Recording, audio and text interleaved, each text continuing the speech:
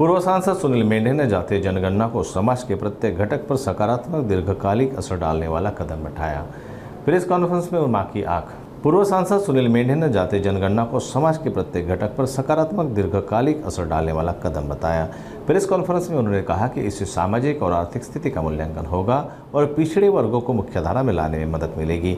मेंढे ने याद दिलाया कि कांग्रेस ने 2006 में जातीय जनगणना का आश्वासन दिया था, लेकिन 2011 की जनगणना में त्रुटियां पाई गई। उन्होंने नरेंद्र मोदी के नेतृत्व में केंद्र सरकार द्वारा लिया गया यह साहसी निर्णय सराहा है।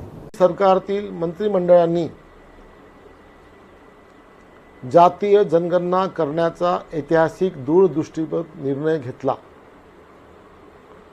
त्या निर्णयाचं स्वागत करायला, अभिनंदन करायला आम्ही भारतीय जनता पार्टीच्या वतीने इथे आलेलो आहोत। यापूर्वी 2010-11ला सुद्धा काँग्रेस सरकारने असा प्रयत्न केला होता, परंतु त्यांनी केलेल्या जनगणनेमध्ये करोडोच्या संख्येने चुका होत्या। एवढंच नव्हे, त्यांच्या मंत्रिमंडळात सुद्धा काही लोकांचा विरोध सुद्धा होता। त्यामुळे ती जातीय जनगणना कुठे पुढे येऊ शकली नाही। या उलट मोदी सरकारने सुस्पष्ट असा येणाऱ्या जनगणनेसोबतच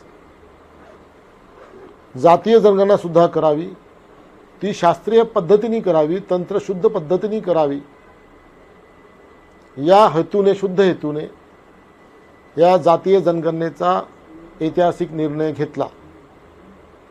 मी या निर्णयाचं आपल्या सर्वांच्या वतीने, विशेषतः गोरगरीब एखाद्या जाती गटातील जी अविकसित गट असतील, जे मुख्य धारेत नसतील, अशा गटांना याचा विशेष फायदा होईल आणि त्यांची तंत्रशुद्ध माहिती, त्यांची सामाजिक स्थितीची, शैक्षणिक स्थितीची, आर्थिक स्थितीची माहिती आपल्याला यातनं मिळेल, जेणेकरून त्यांच्यापर्यंत विकास पोहोचवता येईल किंवा त्यांना मुख्य प्रवाहात आणता येतील।